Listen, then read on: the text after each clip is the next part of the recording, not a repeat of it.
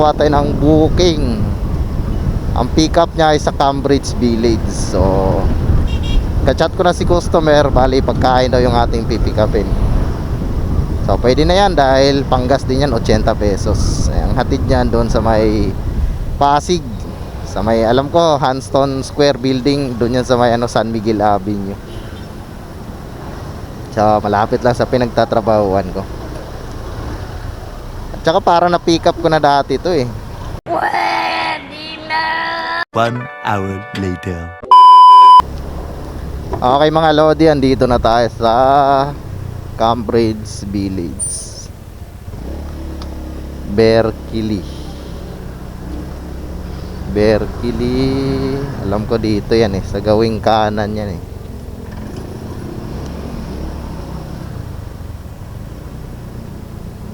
Alam ko dito yan eh.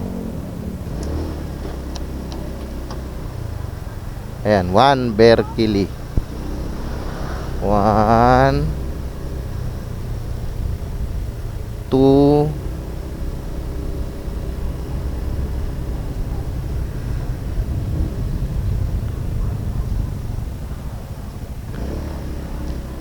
3. Yan, tama. Ito 4. Etong tower na to.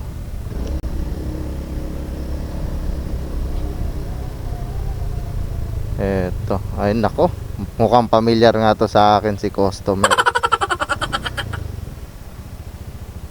Alright, tawagan na natin mga lods. Hello, Lalamove po. Andito na po ako. Opo ma'am, dito na po. Okay, salamat po.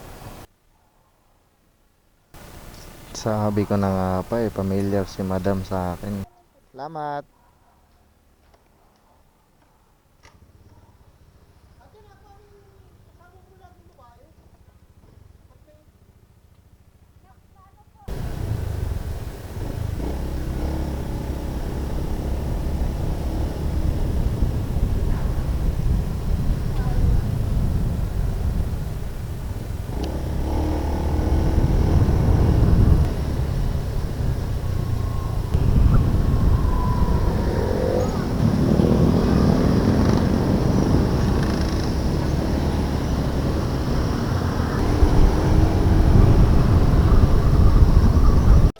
Thousand years later.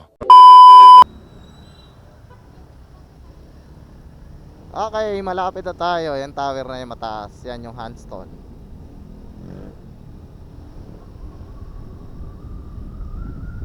Eto na.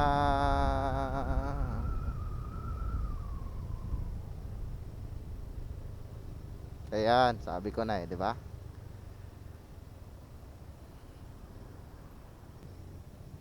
Pangalawang deliver ko na pala sa inyo to. Gcash mo? Sige. 0905. Ayan, okay. Thank you, sir.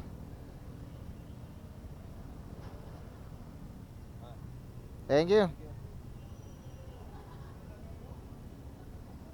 Diba? Sabi ko na sa inyo mga Lodi, familiar sa akin eh. Nakilala nga ako ni sir eh. Yan, logi tayo doon kasi Gcash. Dapat may additional yan pag mga ganun, Gcash ang bayad. Pwede ba ilayo mo sa akin to? Ayoko makita ito, maita ulo ko. Kasi pag nag-cash out tayo sa 7-Eleven, nagbabayad tayo.